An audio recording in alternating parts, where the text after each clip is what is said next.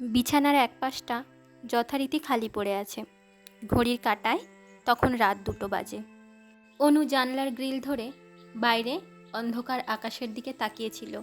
দূর আকাশে টিমটিম করে জ্বলতে থাকা তারাগুলোর দিকে তাকিয়ে সে ভাবছিল, সুদূর সীমান্তের কোনো এক সেনা চৌকিতে দাঁড়িয়ে তার স্বামী প্রদীপ কি এখন এই আকাশের দিকেই তাকিয়ে আছে? প্রদীপ সেনাবাহিনীর একজন অফিসার। বিয়ের পর মাত্র 3টি বছর কেটেছে, কিন্তু হিসেব করে দেখলে দুজনে একসঙ্গে থেকেছে বড়জোর 6 মাস।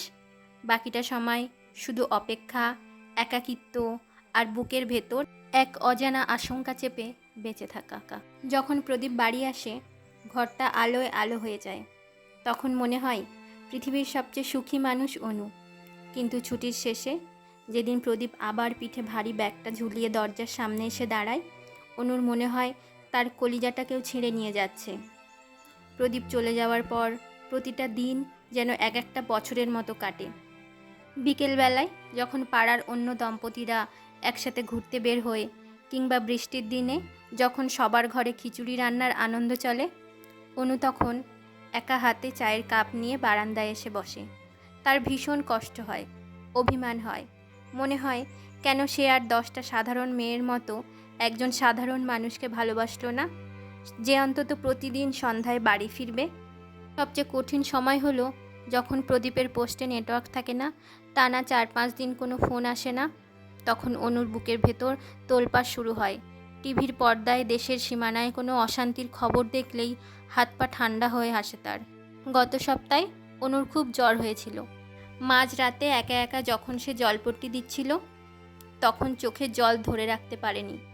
ডুগরে কেঁদে উঠে মনে মনে বলেছিল, কেন আমাকে এভাবে একা ফেলে চলে গেলে? আমি আর পারছি না। ঠিক তার পরদিনই প্রদীপের একটা ফোন এলো, খুব অল্প সময়ের জন্য। পাহাড়ের ওপর প্রচণ্ড ঠান্ডার মধ্যে ডিউটি শেষ করে প্রদীপ ফিসফিস করে বলল, জানো অনু, এখানে -ডিগ্রি তাপমাত্রা, হাত পা জমে যায়।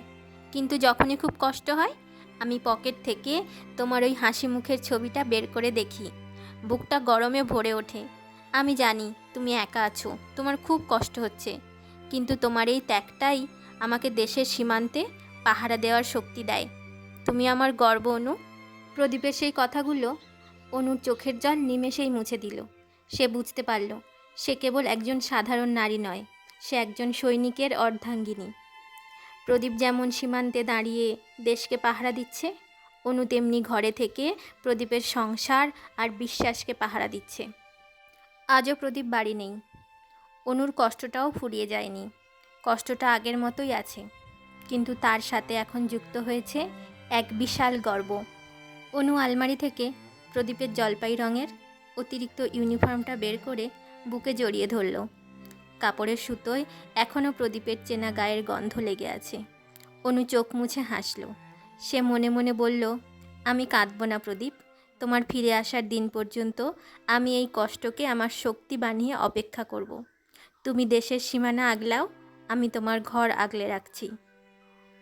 দেশের জন্য জীবন উৎসর্গ করা একজন সৈনিকের স্ত্রী হওয়া অত্যন্ত গৌরবের, কিন্তু এই গৌরবের পেছনে লুকিয়ে থাকে এক মহাসমুদ্র সমান একাকিত্ব আর অপেক্ষা। একজন সৈনিকের স্ত্রীর ত্যাগ ও ভালোবাসা সত্যিই অতুলনীয়।